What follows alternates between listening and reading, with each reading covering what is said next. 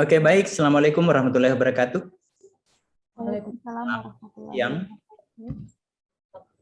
apakah saya tidak salah masuk room ini? Betul, Prof. Betul, Pak. Mata kuliah ini ya? Teknik dan analisis kependudukan. Oke, ya. Soalnya kemarin saya salah masuk room. Ya, Prof. Salah masuk room, 2 orang mengajar. Loh, kenapa 2 orang mengajar ini? Ternyata saya yang salah masuk room ya. Oke, baik. Enggak ada bapak-bapaknya ya? Mohon maaf Pak, tadi ada sudah masuk, cuma mungkin terkendala jaringan, nanti mencoba masuk lagi. Nah, ini berapa orang pesertanya? Totalnya kami ada 7 mahasiswa, 1 laki-laki, 6 perempuan. Ya, 1 yang belum masuk ini namanya Pak Abdul Anak. Terus ada 1, mohon maaf Pak, dia yang bersangkutan izin, namanya Sri Nurbayani Nur, karena beliau lagi ada kedukaan. Kemarin ibunya meninggal dunia. Gitu. Oh, begitu ya. Oke, enggak apa-apa. Jadi tadi sudah masuk yang bapak-bapaknya ya? Ya. Karena saya merasa saya merasa terlalu pede di sini kalau begini posisinya. Karena tidak ada saingan. Oke, baik. Mohon maaf saya telat. Yang kedua, saya mohon maaf lagi karena saya mau cepat keluar lagi. Nah, ini kuliah biasanya begitu nasibnya kuliah perdana, ya. Nasibnya kuliah perdana begitu karena biasanya tidak direncanakan. Oh, ini Bapaknya sudah datang ya. Oke, selamat datang Pak Anap. Pak, tadi ada masuk cuma tempat terpental. Ya, sempat tadi diberitahu oleh teman kalau Bapak tadi masuk keluar lagi.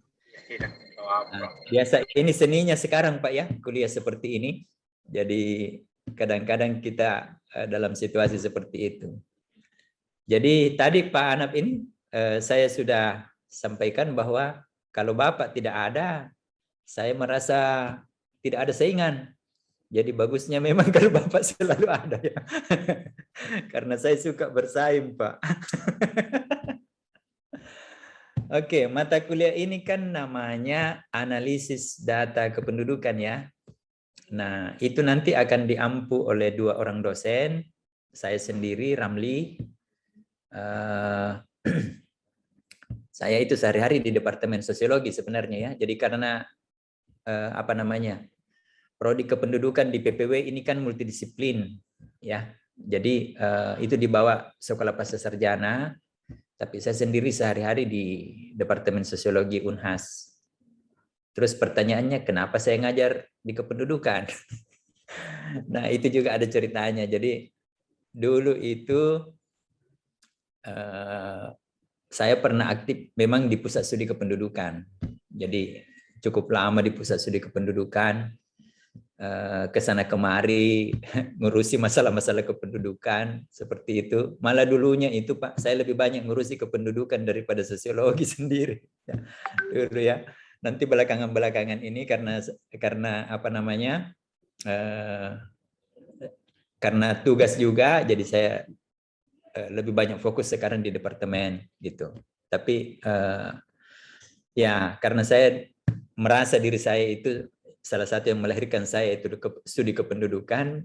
Jadi selain masih ada mungkin yang nyangkut di kepala saya tentang masalah-masalah kependudukan, juga secara emosional kuat saya dengan studi kependudukan.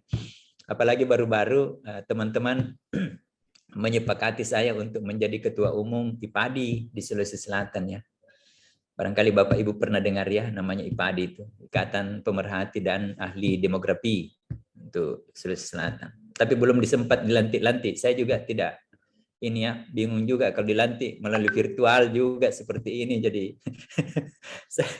saya malah lupa kalau saya pernah dipilih, Pak. Itu sudah 1 tahun lalu ya, saya dipilih. Saya lupa kalau saya pernah dipilih jadi ketua umum itu. Saya enggak ini. Mungkin juga pengurus pusat lupa juga barangkali. Ya, lupa juga karena ya begitulah situasi pandemi. Nah, itu aktif juga di Koalisi Kependudukan. Nah, kan sekarang itu organisasi profesi kependudukan di Indonesia ada 2 ya. Pertama itu sebenarnya dulu IPADI yang lebih lama. Belakangan Pak Sony itu bikin Koalisi Kependudukan. Seperti itu. Nah, kalau di Koalisi Kependudukan, saya masih sekretaris umum sekarang di Sulsel ya. Di Sulsel.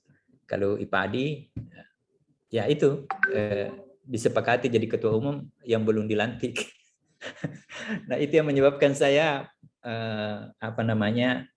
itu keterkaitan saya di kependudukan, sehingga mungkin itu juga saya diajak untuk gabung di prodi ini. Nah, begitu Bapak Ibu sekalian. Ya, saya sudah memperkenalkan diri saya, bagus juga barangkali karena ini tidak terlalu banyak juga ya. Beda kalau di S1 itu sekarang bisa sampai 60-70 kalau mereka perkenalkan diri satu-satu, bisa 16 kali pertemuan hanya perkenalan. Kalau ini enggak apa-apa kita perkenalan dulu ya, supaya sambil tes-tes vokal juga barangkali ya. Oh ya, Pak Adap tadi saya sudah bilang sama teman-teman ini, saya mungkin agak terlambat masuk tapi agak cepat-cepat mungkin keluarnya Pak ya. Ya ini nasibnya pertemuan pertama, sering tidak direncanakan. Saya ada acara lagi, jadi nanti kita bikin, karena ini sudah jelas hari Jumatnya, waktunya ya saya bisa patok sekarang kan bahwa setiap hari Jumat saya harus ada di sini. Nah, hanya ini karena pertemuan pertama, ya seperti itu keadaannya. Baik, barangkali kalau Pak Adap dulu yang memperkenalkan diri sebagai satu-satunya saingan saya di sini. Silakan Pak Adap. Terutama ininya Pak ya, kalau nama kan sudah ada ya. Nah, ini sudah kelihatan namanya. Mungkin kita perlu tahu supaya ini juga berkaitan dengan materi apa yang cocok nanti. Saya nanti itu penekanannya kemana materi saya. Saya sangat perlu paham Bapak itu latar belakang instansinya dari mana, kemudian dulu waktu ambil S1 di mana, toh? Departemen apa dulu di S1 supaya saya tahu oh ini S1-nya seperti ini, berarti materinya harus bagaimana, kan seperti itu. Silakan Pak Adap dulu. Oke Pak, terima kasih Pak. Nama saya Abdul Anam. Saya Pak Anam ya, maaf tadi saya menyebutnya keliru. Ya. Pak. Saya sekarang bekerja di Badan Pusat Statistik BPS Kabupaten Banggai Kepulauan, Sulawesi Tengah. Sekarang dulunya sekolah S1 itu matematika murni, Fakultas IPA. Gitu, Pak. IPA ya. Di mana Pak dulu? Di Universitas Tadulako Pak, Palu. Tadulako ya. Masih zamannya Pak Matulada barangkali ya? Tidak Pak. Zamannya Tabudin Mustafa. Oh. Iya Pak. Kalau Pak Matulada tidak dapat lagi di Tadulako? Tidak dapat lagi Pak. Tidak dapat lagi ya? Iya Pak. Saya justru tinggal di Jalan Matulada. Oke. Berikutnya. Terima kasih Pak ya, Pak Anap. Sama Pak. Berarti Bapak ini kalau hitungan sudah tidak bisa disaksikan lagi. Ibu Aulia. Ya, siapa? Baik, terima kasih. Perkenalkan Pak, saya Aulia Sukmawati Putri. Sama-sama dari BPS juga Pak. Cuman saya di Maluku Pak. Iya. Maluku di mana? Kebetulan kita di Maluku Tengah Pak. Maluku Tengah ya? Oh iya. Iya. Dulu S1-nya itu jurusan statistika ekonomi Pak. Oh. Di mana? Di Sekolah Tinggi Ilmu Statistik di Jakarta Pak. Jakarta. Oh iya. Itu sekolah yang cukup terkenal juga ya kalau sekolah-sekolah ini. Sekolah tinggi. Baik, Ibu Nurul bagaimana? Assalamualaikum warahmatullahi wabarakatuh. Salam. Saya Noviani, biasanya dipanggil Nurul. Saya sekarang bekerja di BPS Provinsi Sulawesi Tengah di fungsi sosial. Kemudian saya dulunya S1-nya di STIS juga sama seperti Aulia. Peminatannya statistika sosial kependudukan. Gitu. Oke. Siapa lagi ya? Bu Ode. Perkenalkan, nama saya Ode Hasmayuli. Saya di BPS Provinsi Sulawesi Tenggara. Kemarin S1-nya itu sama kayak yang lain dari Sekolah Tinggi Ilmu Statistik. Jurusannya itu peminatan statistika ekonomi, sama kayak Aulia. Oh ya. Oke. Berarti Bu Ode ini pulang kampung bekerja ya? Iya, Pak. Ya, kalau nama Ode enggak usah ditanya lagi. Dari mana asalnya? Dari Sulawesi Tenggara. Ya. Ibu Ita. Ibu Ita ini masih sandi ini, harus dipecahkan sandinya. Ya, Dari mana asalnya? Iya Pak, saya Telia Sandi dari sekarang bekerja di BPS Provinsi Maluku, Pak. Rumahnya di Buru, di Kabupaten Buru. Dulu S1-nya di STIS sama, terus jurusannya statistika peminatan sosial kependudukan. Oke. Ibu Disha. Ya, terima kasih. Nama saya Disha Lauribue, biasa dipanggil Desi. Saya dari BPS Provinsi Sulawesi Utara, lebih khususnya Kabupaten Minahasa Utara. Saat pengambil S1, saya S1 Ekonomi Manajemen di Universitas Samratulangi. Terima kasih. Oh, sekarang di BPS juga ya, Bu Disha? Iya, Pak. Ya, Prof. Ya. Oke. Saya kira untuk saya sudah dapat gambaran bahwa Anda kebanyakan latar belakang berlatar belakang hitung menghitung. Ya, maaf saya ada tamu dulu ya, sebentar sekali. Ini soalnya di kantor soalnya nih.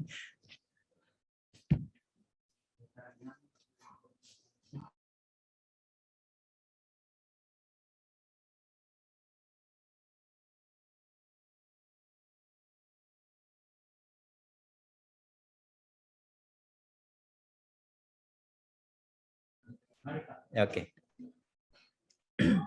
Ya, makanya saya biasanya selama Zoom itu saya malas masuk kantor, Pak. Kenapa malas masuk kantor? Karena kalau di rumah itu kita bisa kunci dan kita bisa konsentrasi mengajar. Kalau di kantor, nah ini kebetulan saya di kantor. Kalau di kantor enggak bisa karena kita melayani orang kan. Jadi masa melayani orang dikunci? Nah, melayani orang daring dan luring, ya itu persoalannya. Jadi tabrakan itu antara yang luring dengan daring, gitu kan? Nah, kayak ini sekarang luring, ada juga yang butuh dilayani secara daring. Tapi mudah-mudahan besok-besok saya lebih banyak di rumah supaya Bapak juga lebih konsentrasi ya. Diusahakan ya, maksud saya begitu. Karena kan kalau kantor juga tidak bisa. Ada juga yang saya urusi di kantor itu kadang-kadang tidak bisa saya tidak ke kantor seperti hari ini. Oke, jadi sepintas saya dapat gambaran bahwa Bapak Ibu itu latar belakangnya kebanyakan mayoritas ya dari latar belakangnya hitung menghitung ya. Kemudian juga sekarang bekerja di bidang menghitung juga di BPS gitu ya. Nah, jadi kalau begitu, karena ini kan namanya analisis data kependudukan. Separuhnya itu, kalau menurut saya, separuhnya itu urusan hitung-menghitung memang. Ya kan? Kalau menganalisis data itu kan, ya dihitung. Dihitung ada ukurannya, kemudian ini. Tapi karena latar belakang Anda sudah di situ dan memang sudah bekerja di bidang itu, mungkin saya nanti coba untuk lebih mengarahkannya, menitik beratkannya bagaimana membaca datanya toh. Bagaimana membaca data kalau sudah kita hitung, bagaimana membacanya. Dan oleh karenanya harus ada bekal sedikit teoritik berkaitan dengan katakanlah misalnya pemahaman tentang persoalan kependudukan itu sendiri toh, supaya kita bisa membaca datanya secara secara lebih baik. Mungkin begitu bagusnya Pak Anap ya. Jadi tidak usah lagi saya ajari Bapak bagaimana caranya menghitung itu fertilitas, bagaimana memprediksi penduduk 25 tahun yang akan datang gitu kan. Karena itu pekerjaan Bapak sehari-hari. Nah, yang sekarang jadi persoalan itu kita diskusi saja. Katakanlah misalnya kalau kita melihat ada suatu tren kependudukan di suatu daerah, itu bagaimana kita membacanya itu kan, seperti itu. Bagaimana membacanya kalau ada tren seperti A, B, C dan seterusnya itu.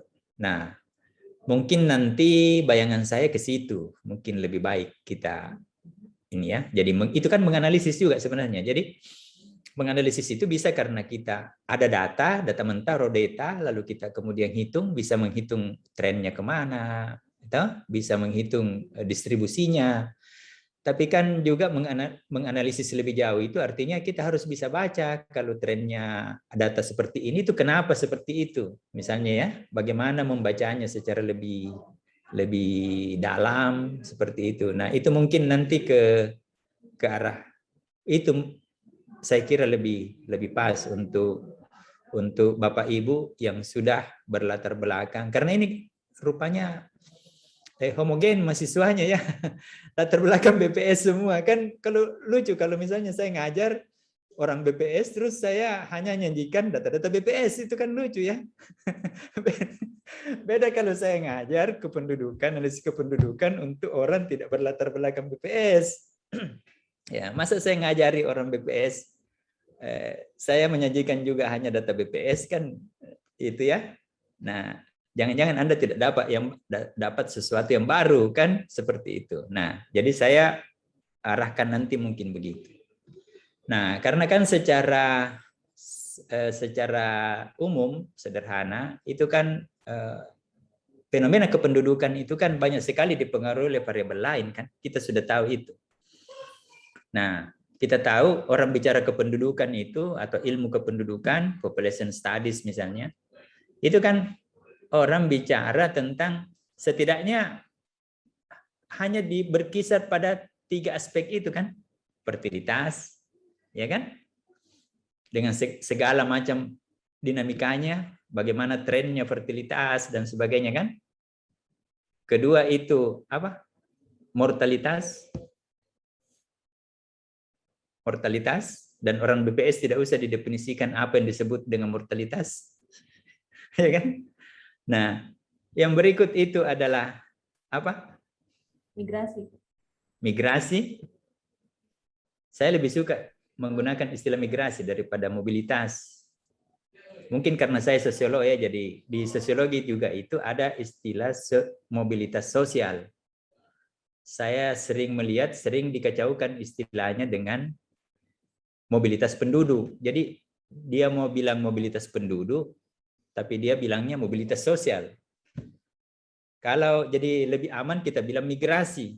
Kalau migrasi itu jelas mobilitas penduduk kan, seperti itu. Migration, perpindahan penduduk dari satu daerah ke daerah lain. Nah, kalau kita bilang jadi itu adalah mobilitas fisik. Fisiknya penduduk itu berpindah dari satu daerah ke daerah lain. Itu tentu ada penyebabnya kenapa dia pindah dari satu daerah ke daerah lain kan? Seperti itu. Nah, secara fisik. Jadi penduduknya yang pindah, makanya population mobility. Nah, sering orang kacaukan dengan istilah social mobility, mobilitas sosial.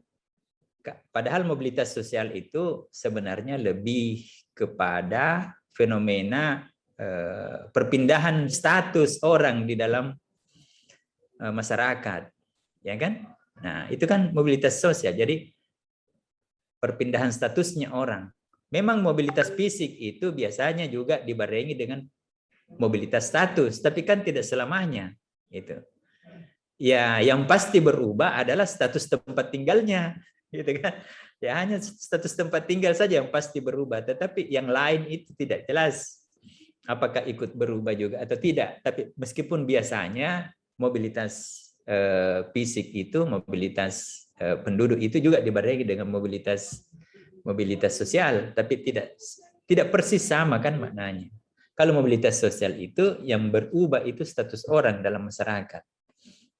Kalau status itu kan ya banyaklah ukurannya yang umum ya, seperti misalnya pekerjaannya, pendidikannya, ya, jabatannya dalam masyarakat, ya, dan segala macam hal. Nah, teori status itu mengatakan bahwa kenapa ada status ya karena ada sesuatu yang dihargai dalam masyarakat.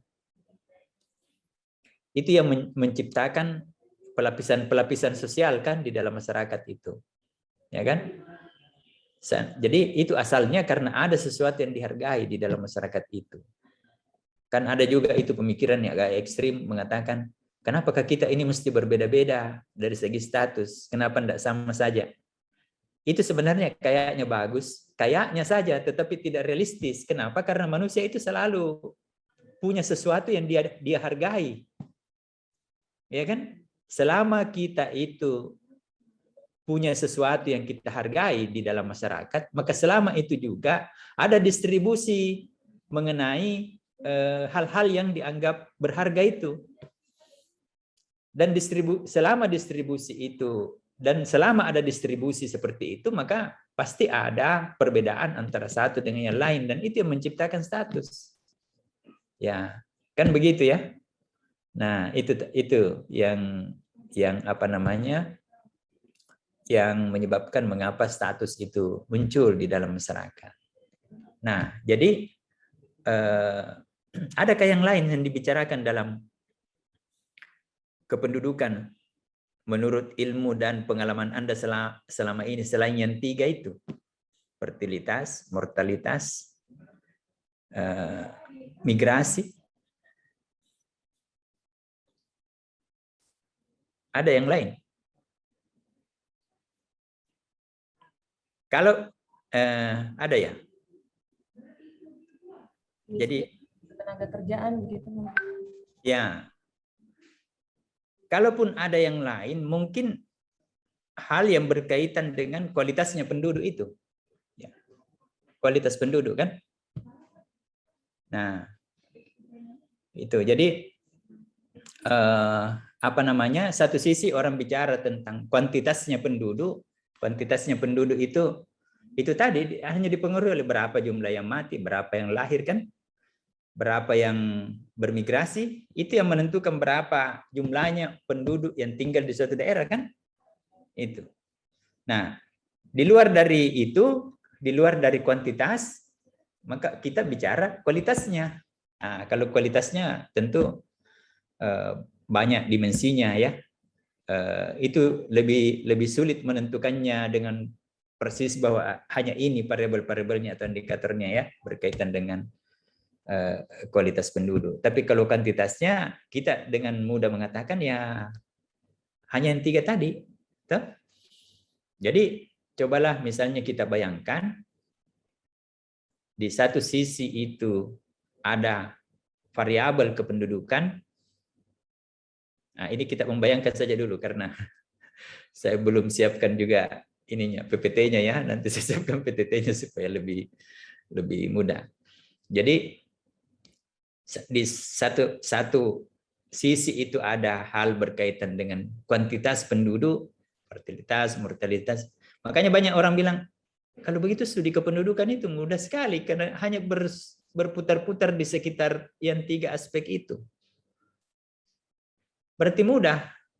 Saya bilang, kalau begitu, ada om saya, guru besar bidang kedokteran gigi. Saya bilang, om, kita punya ilmu juga jauh lebih mudah. Cuma berputar-putar di mulut saja. cuma ngurusi itu yang 30 berapa biji itu ya. Itu saja dipelajari, masa itu saja dipelajari bisa sampai profesor gitu. Nah, itu mungkin bayangan terlalu menyederhanakan ya. Orang yang tidak paham bagaimana itu. Ini tidak ada dari BKKBN ya. Nah, itu bagaimana mengurus saja tentang urusan fertilitas, satu bidang saja itu luar biasa banyaknya hal yang berkaitan dengan itu kan. Nah, itu dia. Kenapa orang memilih atau tidak memilih untuk mengatur kelahirannya misalnya ya, itu bahasa halusnya orang BKKBN untuk tidak mengatakan membatasi kelahiran. Ya. Ya, kenapa orang memilih atau tidak memilih itu? Nah, itu ternyata kan karena banyak hal yang menyebabkan itu terjadi. Ternyata tidak menjadi sederhana lagi. Tuh? Jadi kayaknya itu ilmu kependudukan sederhana, dia ngomong hanya 3 tadi, kalau mau ditambah 1 ya kualitas penduduk. Ya, kalau kita mau keluar dari kuantitasnya 3 tadi, tapi ternyata juga 3 ini yang mempengaruhinya atau dinamika yang menyebabkan dia sangat dinamis itu yang menyebabkan kita harus sedikit lebih belajar lagi dengan tekun untuk bisa memahaminya, kan? Nah, sama tadi itu dokter gigi sampai ada fakultasnya di Unhas, fakultas khusus ngurusi itu. Sampai orang kuliah S1, S2, sampai S3 hanya ngurusi yang di dalam itu, yang ini tidak terlalu luas dia urusi. Ya, itu. Kenapa itu? Ternyata rumit juga itu, bukan cuma persoalan sakit gigi di situ. Sampai sekarang itu bahkan katanya itu om saya bilang, tahu enggak, sakit jantung itu bisa ada hubungannya dengan sakit gigi. Hebat juga itu. Ternyata ilmunya juga berkembang sedemikian rupa, ya.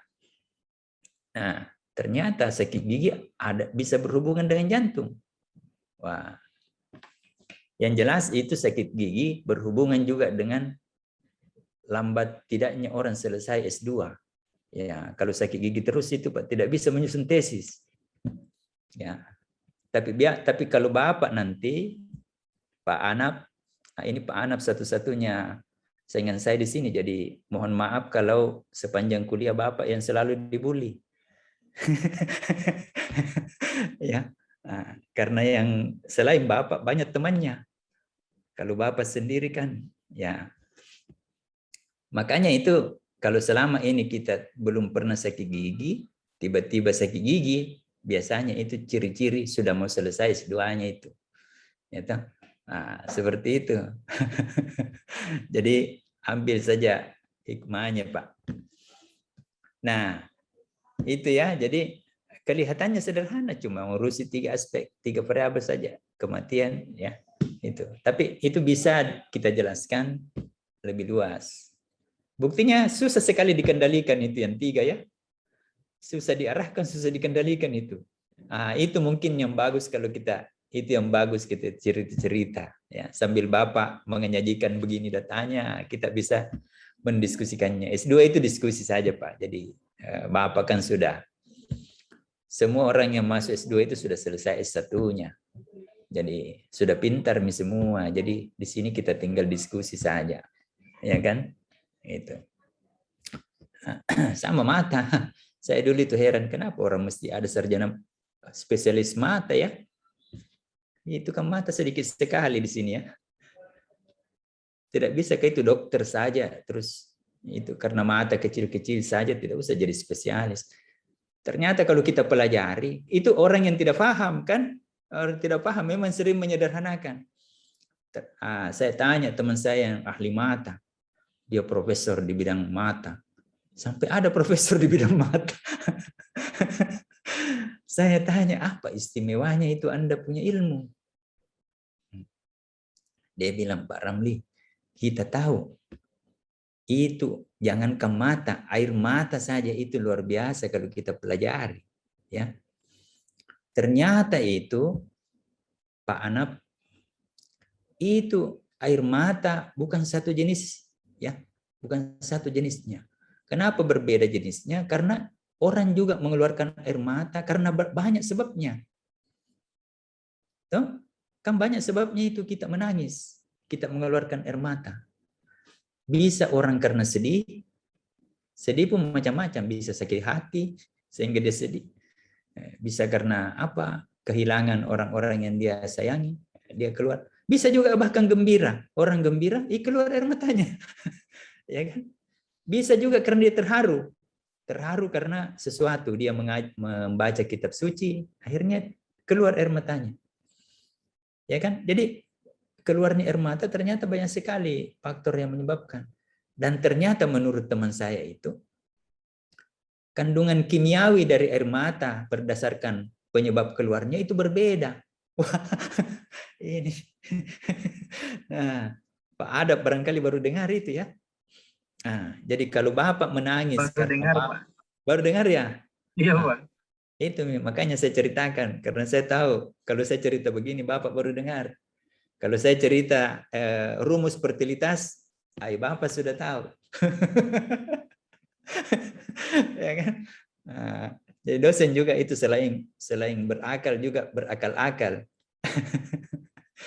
Jadi dan air mata itu yang keluar karena sesuatu perasaan yang baik, seperti terharu, rindu dengan orang tua, terharu karena membaca kitab suci, itu cenderung lebih menyehatkan daripada kalau dia keluar karena Anda marah, toh? Anda marah dan sebagainya, itu air matanya itu apa, kandungan air mata itu berbeda itu, dan itu pengaruhnya pada fisik kita ternyata juga berbeda. Nah, yang saya mau katakan Pak, segitunya ya orang meneliti itu hanya tentang mata. Kita tidak paham karena kita tidak mempelajari. Sama juga kira-kira caranya orang memandang ilmu ini, ilmu kita ini ya, ilmu kependudukan. Dia mungkin berpikir, ini kan cuma bicara itu saja, fertilitas, mortalitas, kemudian migrasi. Dia tidak pernah berpikir bahwa betapa banyaknya konsekuensi sosial, ekonomi, dan bahkan politik yang diakibatkan hanya oleh persoalan distribusi penduduk yang timpang misalnya. Nah, banyak yang disebutkan itu. Belum lagi orang bicara bagaimana mendistribusikan penduduk secara berimbang dan apa dampaknya itu pada ini. Kadang-kadang kita tahu bahwa idealnya bahwa ada distribusi yang berimbang antara jumlah penduduk dengan sumber daya di situ, kemudian memunculkan macam-macam teori seperti carrying capacity dan sebagainya. Kita tahu itu. Tapi kenyataannya tidak semudah itu mendistribusi penduduk supaya seperti yang kita bayangkan itu. Banyak variabel-variabel lain yang ikut mempengaruhinya kan, seperti itu.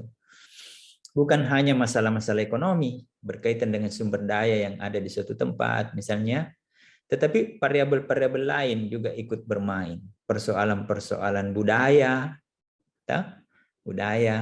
masalah-masalah yang berkait dengan masalah politik, dan seterusnya. Nah, itu. Sehingga kalau kita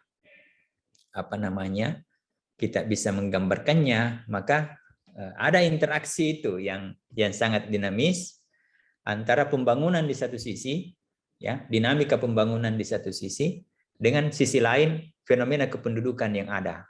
Nah, ada interaksi itu. Bagaimana satu sisi hal yang berkaitan dengan pembangunan, di sisi lain ada fenomena kependudukan dengan melihat dinamikanya itu fertilitas, mortalitas, migrasi di sisi yang lain itu. Nah, itulah yang saya kira bisa juga menjadi bahan diskusi kita ya ke depan itu. Jadi misalnya saja pernah enggak dengar tentang teori transisi demografi? Pernah ya? Itu teori yang sangat umum itu. Bagaimana misalnya tahapan pembangunan itu yang dicapai itu ternyata mengubah pola-pola fertilitas dan mortalitas yang ada dalam masyarakat, ya kan? Jadi itu mengubah. Jadi tingkat pembangunan yang dicapai suatu masyarakat atau komunitas ternyata ikut mempengaruhi bagaimana pola-pola mortalitas dan fertilitas di situ, sehingga juga akan ikut mempengaruhi pada akhirnya tentang jumlah penduduk. Nah, kalau dia mempengaruhi jumlah penduduk, dia berkait juga dengan banyak hal.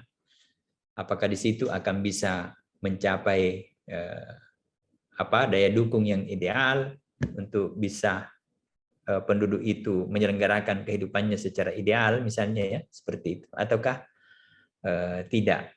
Nah, itu disitulah studi kependudukan menjadi studi yang kalau saya menarik. Saya entah Anda ya. Gitu. Disitulah menariknya karena dia akan bersinggungan dengan banyak hal di dalam masyarakat. Bahkan itu biasanya kan dengan mudah orang bilang begini. Itu kadang-kadang juga bahkan terkesan memudah-mudahkan gitu. Di mana kepentingannya studi kependudukan? Karena apapun yang kita kerjakan katanya selalu berhubungan dengan penduduk. Itu. Coba apa yang kita kerjakan tidak ada hubungannya dengan penduduk. Cuma anehnya kadang-kadang ketika kita merencanakan sesuatu, kenapa tidak dipertimbangkan hal yang berkaitan dengan persoalan kependudukan? Nah, itu diskusi sendiri juga. Gitu. Ya kan? Kita sadar bahwa segala hal itu berkaitan dengan persoalan kependudukan, tetapi ketika orang mau mengambil kebijakan, kenapa persoalan berkaitan dengan kependudukan justru tidak mendapat perhatian yang memadai? Nah, itu juga. Ya, itu juga bisa dilihat misalnya dari perkembangan posisi kelembagaan kependudukan ya yang berkaitan dengan kependudukan itu sekarang di dalam masyarakat atau di pemerintahan. Kalau BPS kan lembaga vertikal ya. Lembaga vertikal tidak terlalu banyak dipengaruhi oleh politik di daerah itu, jadi relatif aman dia. Tapi coba kalau misalnya hal-hal yang berkaitan dengan pengambilan keputusan langsung pemerintahan di daerah, nah itu bisa sangat dinamis kelembagaannya.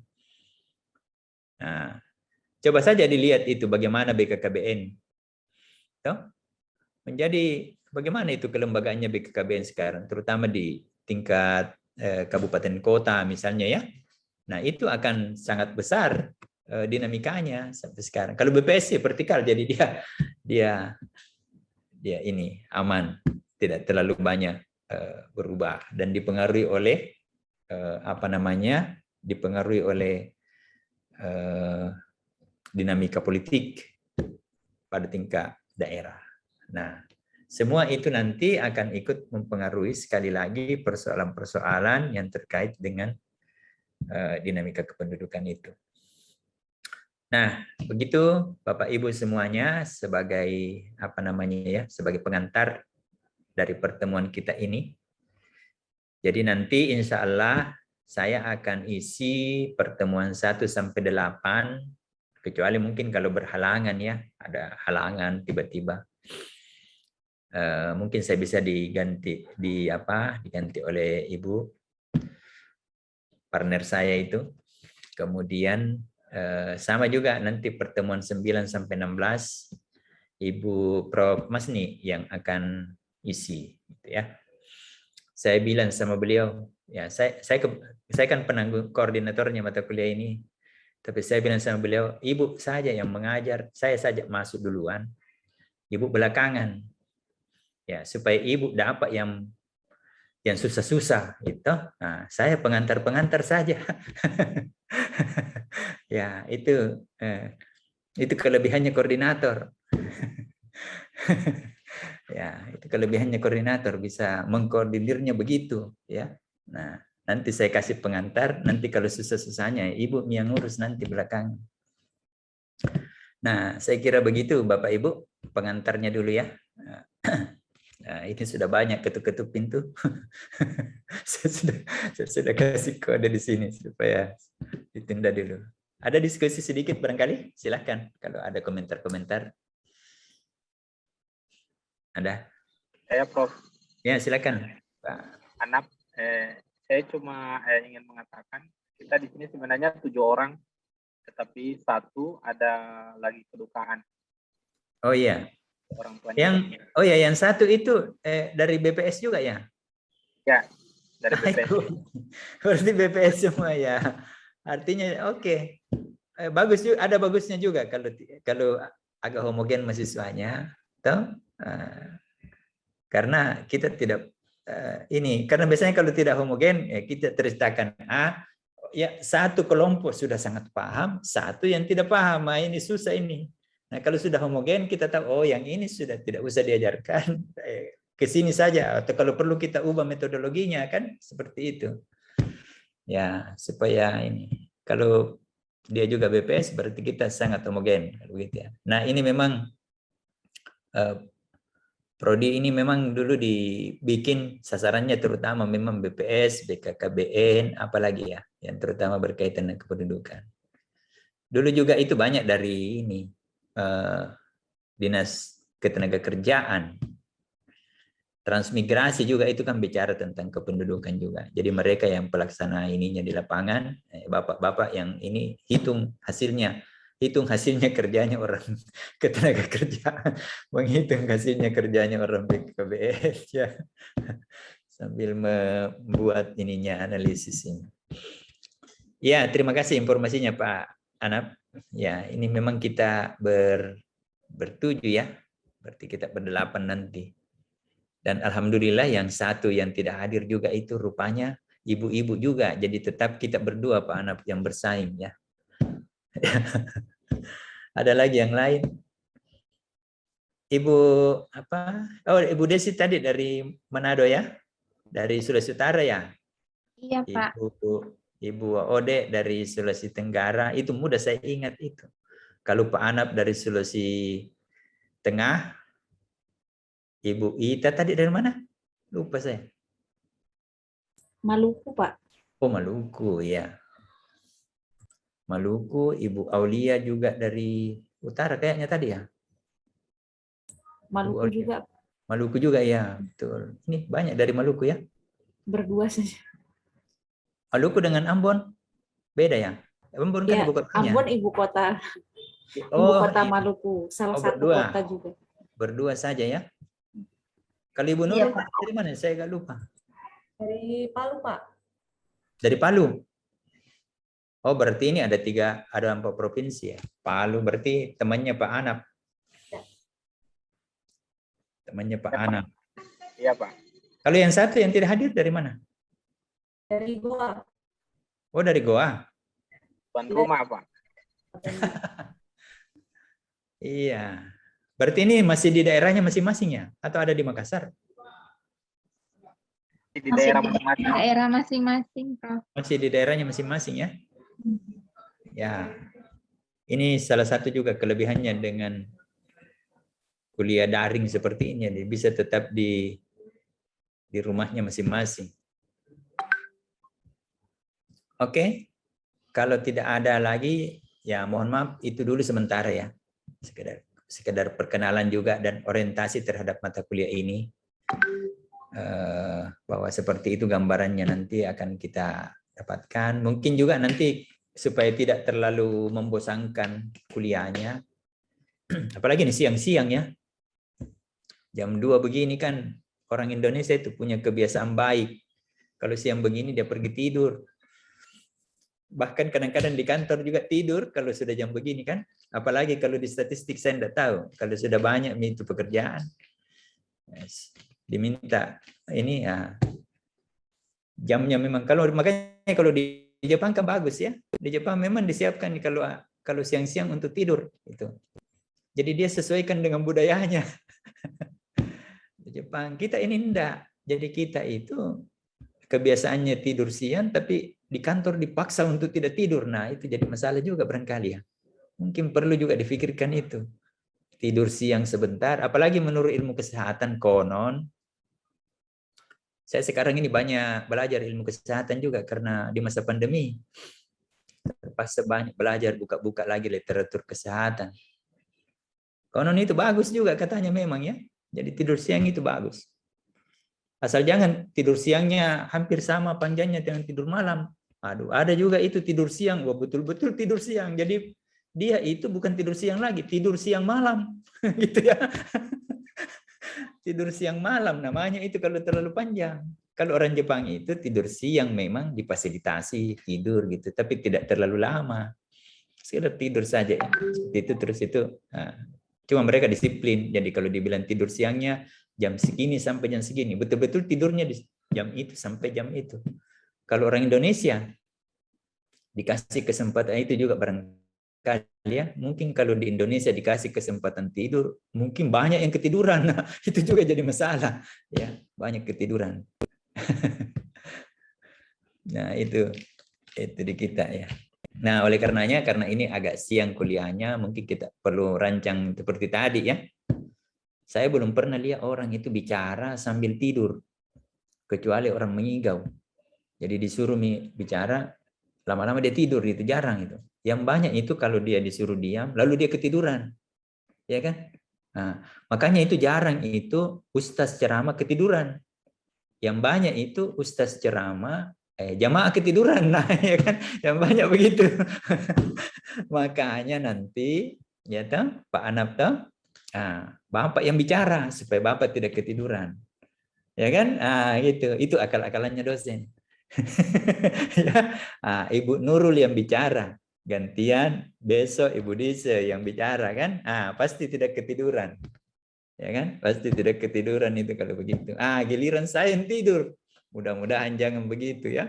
Nanti terbalik lagi saya yang tidur. Ya. Maksud saya adalah saya mengatakan siang-siang begini mungkin bagus memang kalau lebih banyak diskusi. Gitu. Apalagi Bapak Ibu ini kan sudah pernah kuliah S1, banyak bahannya yang bisa ditumpahkan di sini, kita sharing seperti itu saya kira bagus. Tapi mungkin di awal-awal kita ceramah dulu. Saya kasih materi-materi dulu gitu ya. Tapi nanti mungkin di pertengahan-pertengahan kita bisa rancang modelnya lebih kepada seperti itu. Oke ya. Itu dulu. Nah, itulah saya tadi sudah dari tadi itu mau bilang cukup, tapi ternyata tidak cukup ya.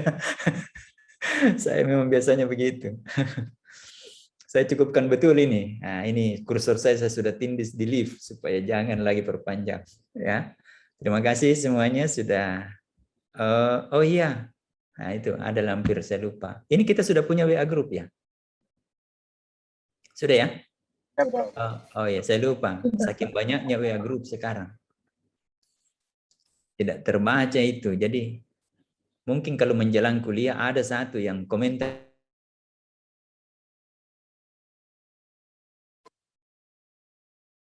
Ya, Pak.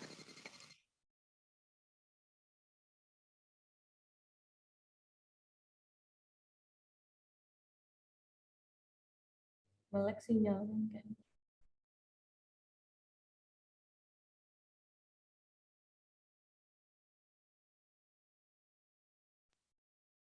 Nggak ada suara ya?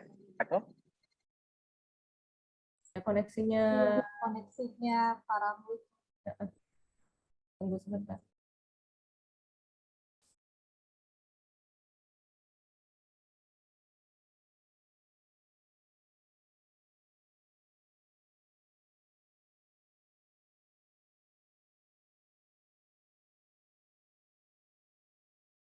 Suara ya? Beliau.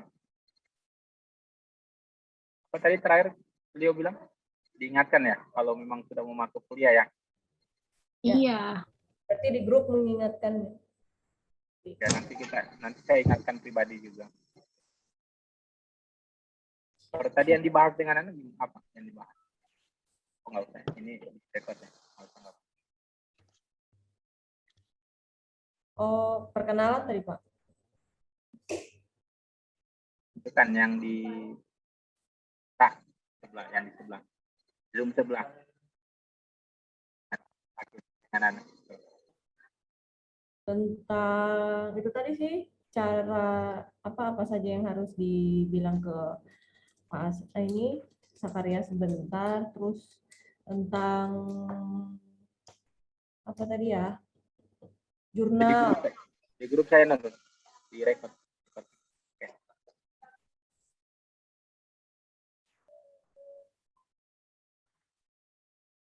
Bapaknya mau masuk lagi ini atau gimana?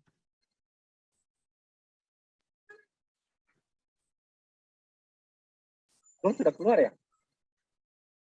Iya, bapaknya udah keluar.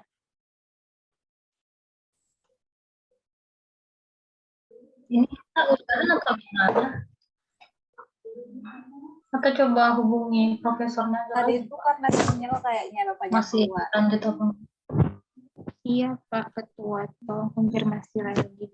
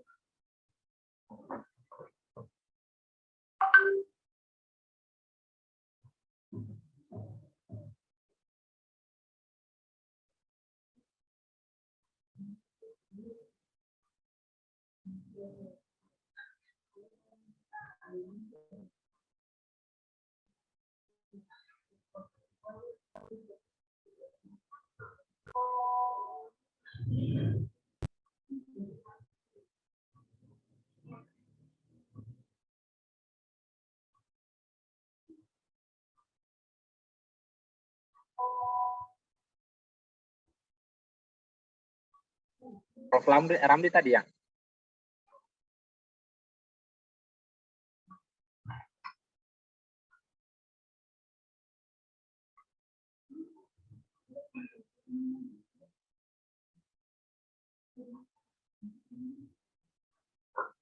Berarti kita keluar Zoom nih.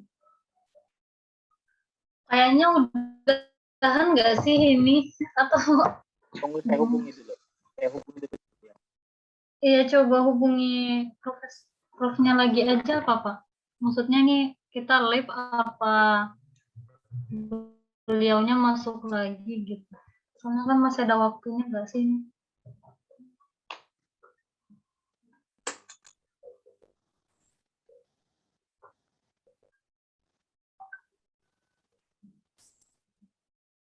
Ini Kak Nurul kayaknya sengaja udah live deh.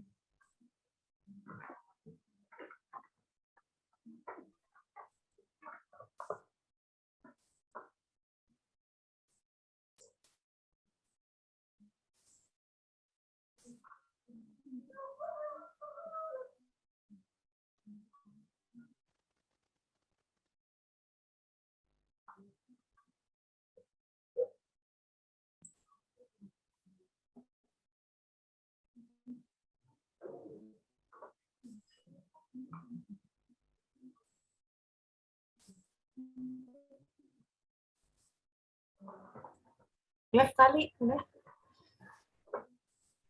udah selesai kayaknya. Berarti kita live aja ya.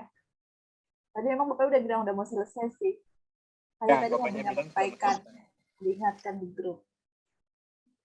Ya nanti kalau macam udah mulai nanti kita ingatkan dia 1 hari sebelum itu kayak angkatan pertama kan. Kan ingatkan yang itu ya.